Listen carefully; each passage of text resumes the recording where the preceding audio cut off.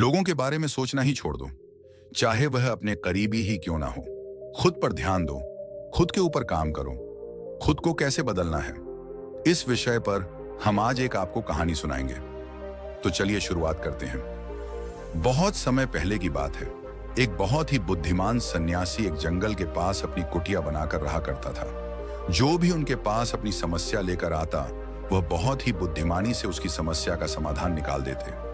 एक दिन वह वहीं पास के ही एक गांव में भिक्षाटन के लिए गए। जब वह भिक्षा मांगकर वापस लौट रहे थे, तो रास्ते में उन्हें एक युवा व्यक्ति ने रोक लिया और कहा, मैंने सुना है कि आप किसी भी समस्या को बड़ी बुद्धिमानी से सुलझा देते हैं। हालांकि मुझे तो ज्यादा विश्वास नहीं कि आप मेरी इस जटिल समस्या को सुलझा पाएंगे, लेकिन मैंने लोगों से आपकी बुद्धिमानी के बहुत से किस्से सुन रखे हैं। इसीलिए मैं आपसे एक बात जानना चाहता हूं कि हमें किसी भी काम में असफलता की घबराहट क्यों होती है, और हम अपने किसी भी लक्ष्य को असफलता के घबराहट के बिना कैसे प्राप्त कर सकते हैं। युवा व्यक्ति का यह प्रश्न सुन बौद्ध सन्यासी मुस्कुराए और बोले, मैं तुम्हारे इस प्रश्न का उत्तर जरूर दूंगा, और उसके बाद से तुम्हारी सारी घबराहट भी खत्म हो जाएगी। लेकिन उससे पहले तुम्हें मेरे साथ मेरी कुटिया तक चलना होगा। वह युवा लड़का उस सन्यासी की बुद्धिमत्ता को परखना चाहता था, इसीलिए वह कुटिया तक जाने के लिए तैयार हो गया। इसके बाद वह बौद्ध सन्यासी उस लड़के को अपने जंगल के पास बनी कुटिया में लेकर आए। लेकिन तब तक शाम हो चुकी थी, इसीलिए वह भोजन करके सो गए। अगले दिन जब वह उठे तो बुद्धिमान सन्यासी ने उस लड़के से कहा, चलो आज मैं तुम्हें जंगल की सैर करा के लाता हूं। और वह दोनों जंगल की तरफ निकल पड़े। कुछ देर बाद बुद्धिमान सन्यासी ने उस लड़के को एक गुफा दिखाई और कहा, चलो मैं तुम्हें उस गुफा की सैर कराता हूं। लड़के ने कहा, हाँ चलिए, मुझे भी जंगल की गुफा देखने की काफी दिनों से इच्छा थी। इसके बाद वे दोनों गुफा के अंदर चले गए। गुफा के अंदर काफी अंधेरा था, लेकिन थोड़ी देर बाद बौद्ध सन्यासी चुपके से गुफा से बाहर निकल आए और उस गुफा के द्वार को बाहर से बंद कर दिया। उस लड़के ने गुफा के भीतर से बहुत आवाज दी कि मुनिवर कहाँ हैं आप, कहाँ चले गए, मुझे जवाब क्यों नहीं दे रहे। लेकिन बहुत देर तक कोई जवाब न मिलने के बाद वह घबरा गया और घबराकर गुफा के द्वार की तरफ भागा। जैसे ही वह गुफा की प्रवेश द्वार पर पहुंचा, वह हैरान रह गया। यह क्या, यहां तो किसी ने गुफा के द्वार को बाहर से बंद कर दिया है। अब मैं बाहर कैसे निकलूंगा। अब वह अकेले अकेले उस अंधेरी गुफा में काफी भयभीत और परेशान हो गया। वह सोचने लगा कि कहीं उस सन्यासी ने उसे मारने की योजना तो नहीं बनाई थी। अब वह गुफा में इधर उधर घूमकर बाहर निकलने का रास्ता ढूंढने लगा। वह गुफा में काफी देर तक इधर उधर भटकता रहा, लेकिन उसे बाहर निकलने का कोई रास्ता नहीं मिला।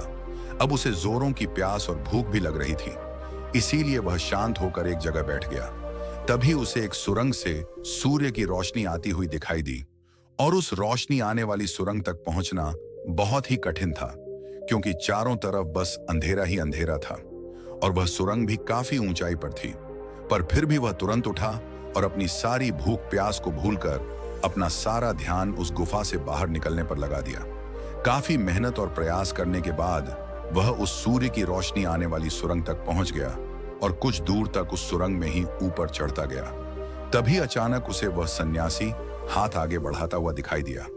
वह लड़का झट से उस सन्यासी का हाथ पकड़कर बाहर आ गया और बाहर निकलते ही उस सन्यासी को गुस्से से चिल्लाकर कहा, मुनिवर, आप पागल हो गए हैं। आप मुझे अंधेरी गुफा में अकेले छोड़कर आ गए। आपको पता है मैं कितना भयभीत हो गया था और मुझे कितने जोरों की प्यास लगी है। उस सन्यासी ने मुस्कुराते हुए उसे पानी दिया और कहा, अब मेरी बातों को ध्यान से सुनना। तुम इस गुफा के बाहर सिर्फ 2 कारणों की वजह से निकल पाए, जिसने तुम्हें इस गुफा से बाहर निकलने के लिए मजबूर किया। पहला कारण क्योंकि तुम्हें जोरों की प्यास और भूख लगी थी, और दूसरा कारण तुम्हें वहां घुटन महसूस हो रही थी, क्योंकि तुम्हें मित्रों और परिवार वालों के साथ रहने की आदत पड़ चुकी है। अब मैं तुम्हें 2 मुख्य कारण बताता हूं, जिसकी वजह से तुम इस गुफा से बाहर निकल पाए। पहला कारण, क्योंकि तुम्हारे साथ वहां यह कहने के लिए लोग नहीं थे कि इतने अंधेरे में इतनी ऊंचाई पर तुम उस सुरंग तक कैसे पहुंच पाओगे, यह तो असंभव है। और दूसरा कारण, वहां यह कहने के लिए भी लोग नहीं थे कि चलो कोई दूसरा रास्ता देखते हैं, इससे भी आसान रास्ता मिल जाएगा और हम बहुत आसानी से इसको फिर से बाहर निकल जाएंगे। सफलता प्राप्त करने का नियम भी कुछ ऐसा ही है। ये तो मैंने तुम्हें सफलता कैसे प्राप्त करी, इसकी एक छोटी सी दुनिया बनाकर दिखाई है, और वास्तविक दुनिया इससे कहीं अधिक जटिल होती है। वहां हमें सलाह देने के लिए बहुत से फालतू लोग मिल जाते हैं जो खुद तो कुछ कर नहीं पाए लेकिन हमें ज्ञान देंगे कि ये मत करो, ये बहुत कठिन है, ये तुमसे ना हो पाएगा, इससे अच्छा तो तुम वह काम कर लो, उसमें तुम्हें निश्चित रूप से सफलता मिल जाएगी।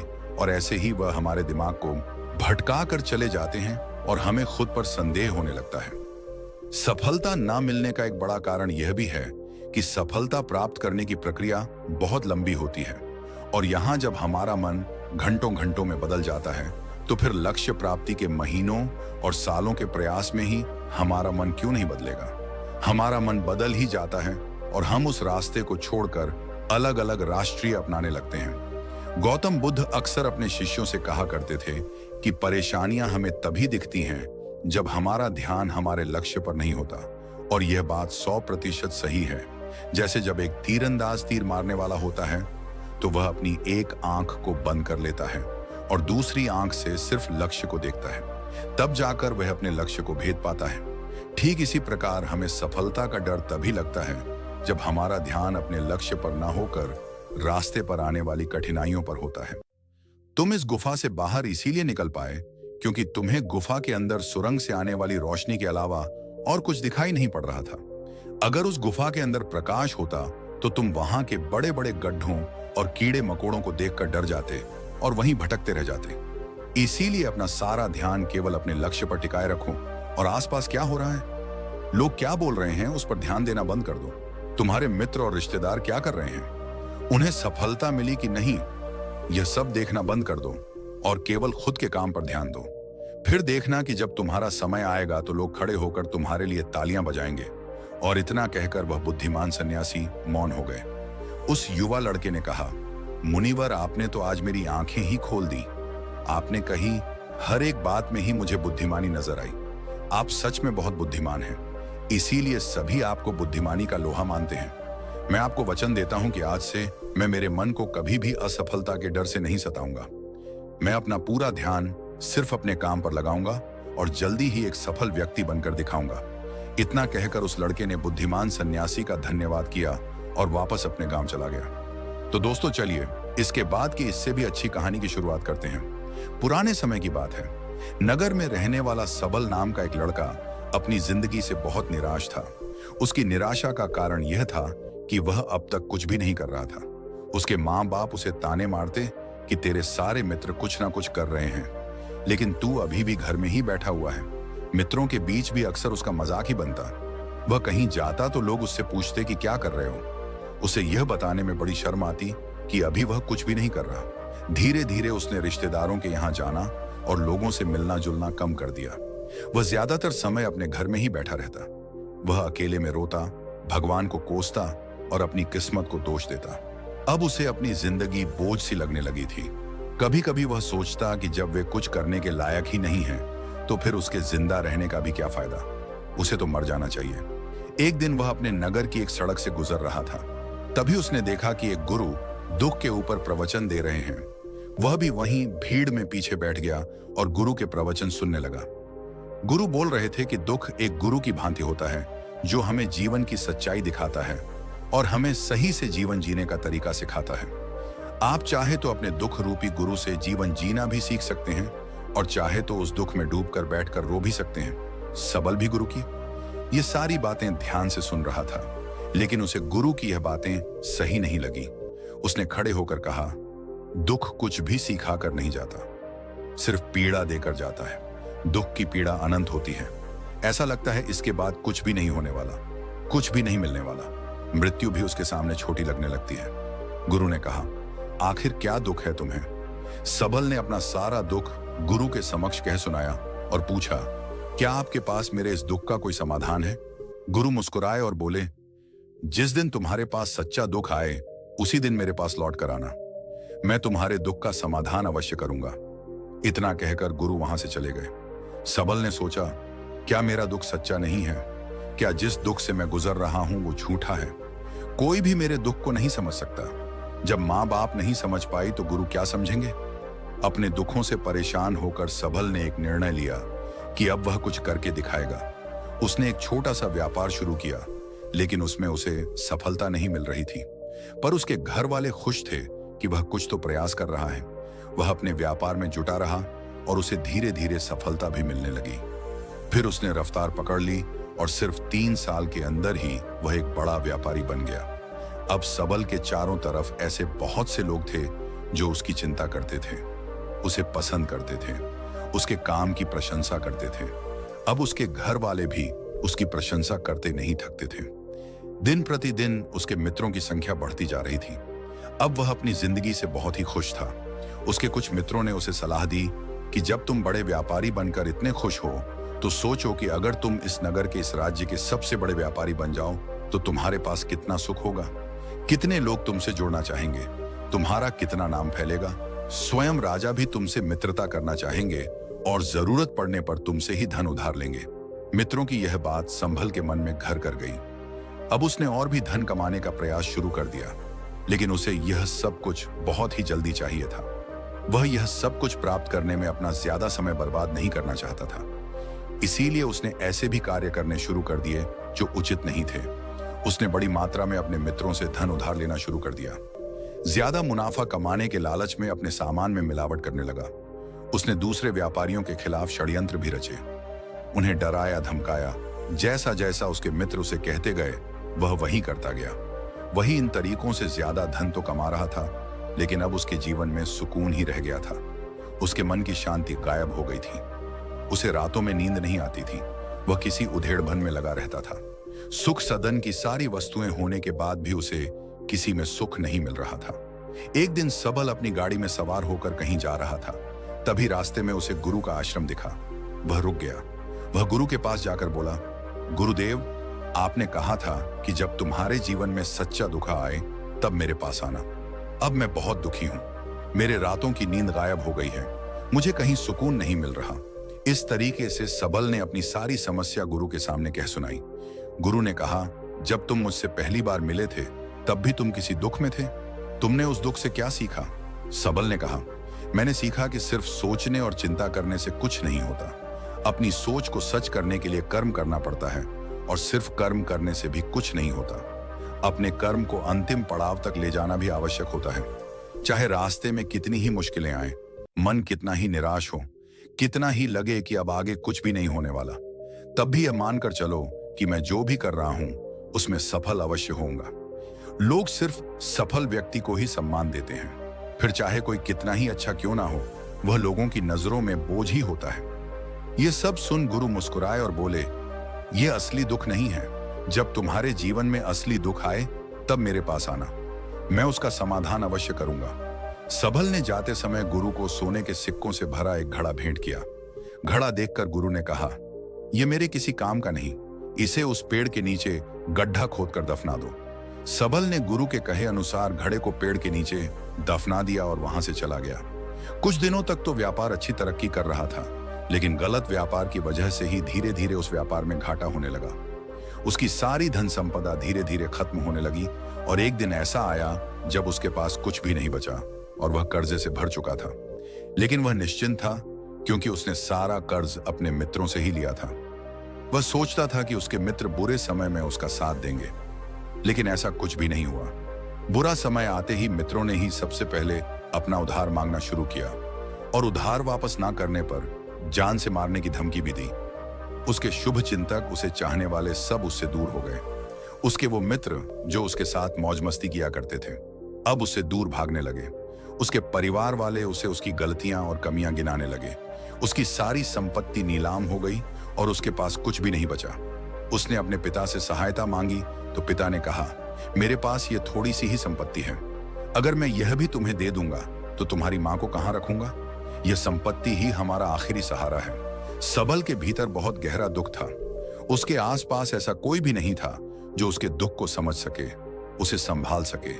लोगों से मिले इस धोखे और विश्वासघात की वजह से ही वह अंदर तक टूट गया।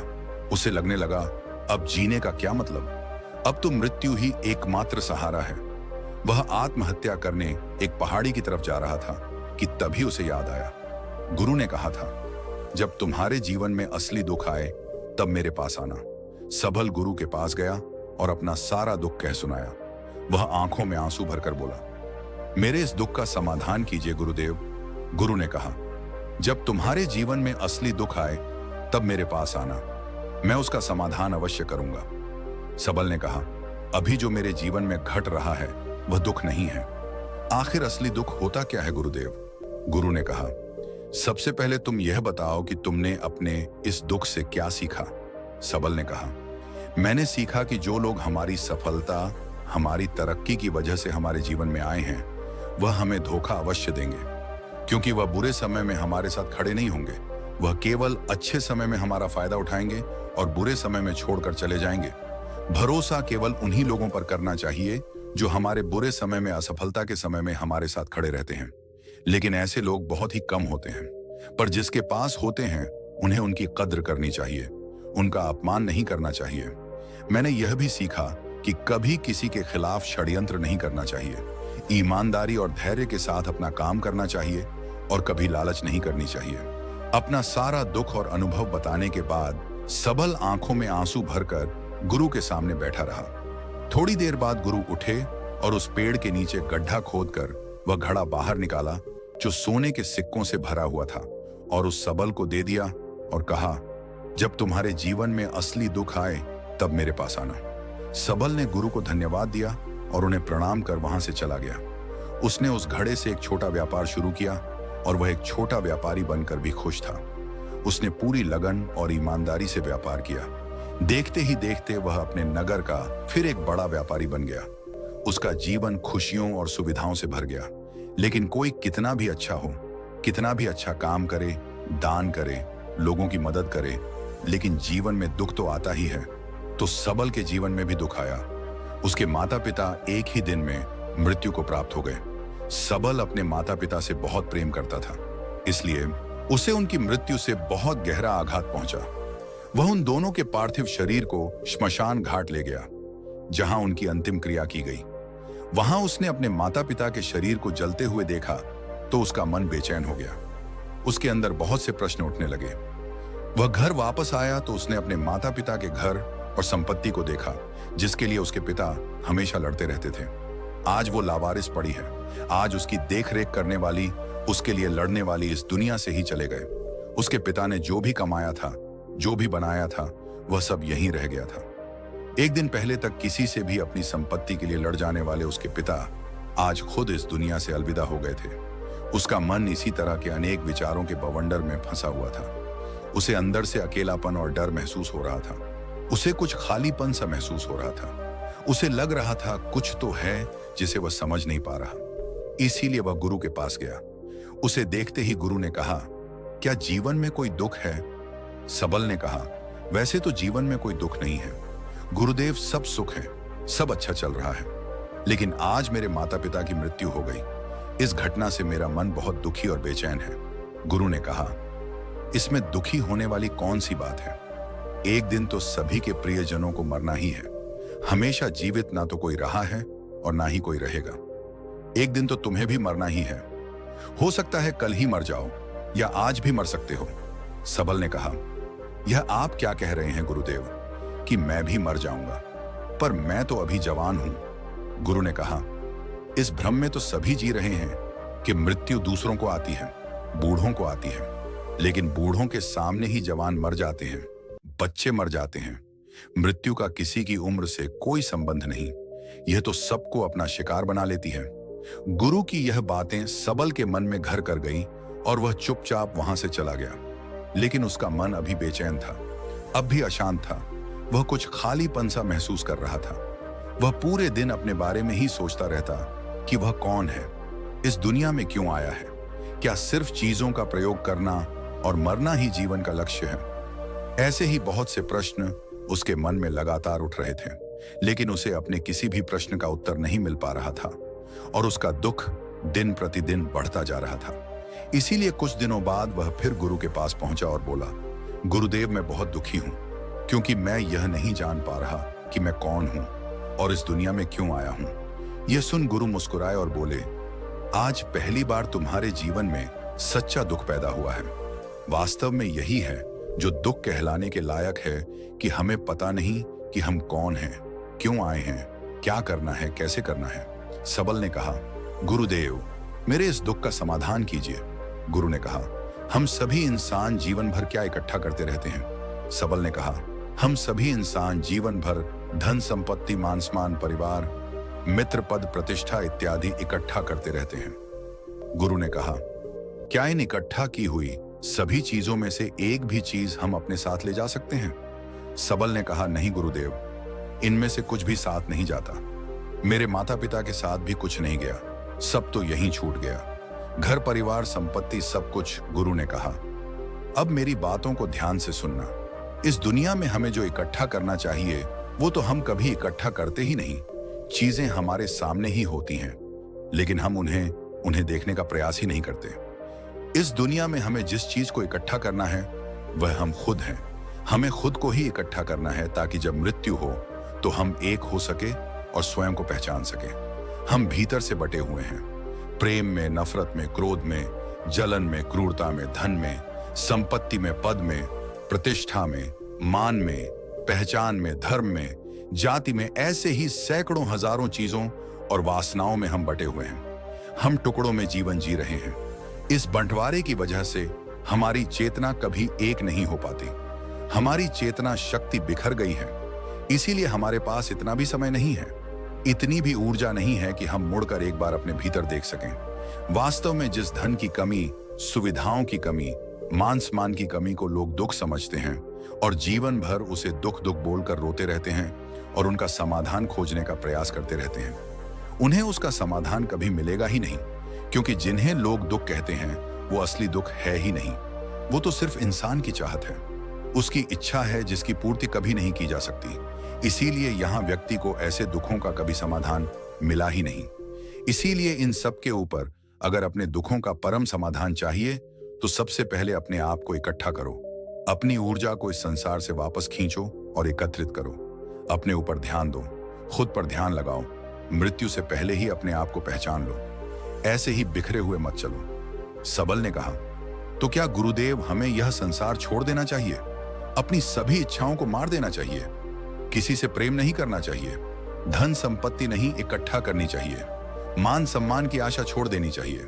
गुरु ने कहा, एक बिखरे हुए मनुष्य के अंदर से कामनाएं, इच्छाएं और वासनाएं ऐसे ही निकलती हैं जैसे पहाड़ से कोई पत्थर गिर रहा हो, जिस पर पहाड़ का कोई नियंत्रण नहीं है, सिवाय देखने, परेशान होने और कुछ होने के। इसी प्रकार एक बिखरे हुए मनुष्य की इच्छाएं अनियंत्रित और दुखदायी होती हैं। उसका अनियंत्रित मन कुछ भी इच्छाएं और कल्पनाएं करता रहता है और दुखी होता रहता है। लेकिन जब व्यक्ति एकत्रित हो जाता है तो वह जो भी करता है सब उसके नियंत्रण में रहता है। तब इच्छाएं भी उसकी इच्छा से निकलती हैं। सबल ने कहा, गुरुदेव, आपने मेरे सच्चे दुख का समाधान कर दिया। आपका बहुत बहुत धन्यवाद। आज से मैं खुद को एकत्रित करने का प्रयास करूंगा। गुरु ने कहा, मानो शरीर में बहुत ऊर्जा है, बहुत शक्ति है और यह बेकार के कामों में भटक रह गई है, पृथ्वी की चीजों में लगी रहती है। यह ऐसा ही है जैसे कि एक अत्यंत शक्तिशाली मशीन किसी बच्चे के हाथों में दे दी गई हो और वह बिना सोचे समझे, बिना किसी नियंत्रण और जानकारी के बस इसकी शक्ति को कहीं भी बर्बाद कर रहा हो। इसीलिए अपने चेतना की शक्ति पर ध्यान दो और इसे एकत्रित करो। सबल को अपने प्रश्नों का उत्तर मिल चुका था। उसने गुरु का धन्यवाद किया और चुपचाप वहां से चला गया। दोस्तों, मैं उम्मीद करता हूं कि यह कहानी सुनने से आपके जीवन में अच्छे बदलाव आए होंगे। आपको इस वीडियो से क्या सीखने मिला, यह कमेंट करके जरूर बताएं और अपने परिवार, दोस्तों या आपके करीबी इंसान के साथ यह कहानी शेयर करके उन्हें भी इस ज्ञान से परिचित करवाएं। बाकी अगर आपको यह वीडियो दिल से अच्छी लगी हो तभी इस वीडियो को लाइक कर देना और आपने अब तक इस चैनल को सब्सक्राइब ना किया हो तो चैनल को सब्सक्राइब भी जरूर कर देना। आपका हर दिन शुभ हो और खुशियों से आपका जीवन भरा रहे। धन्यवाद। नमो बुद्धाय।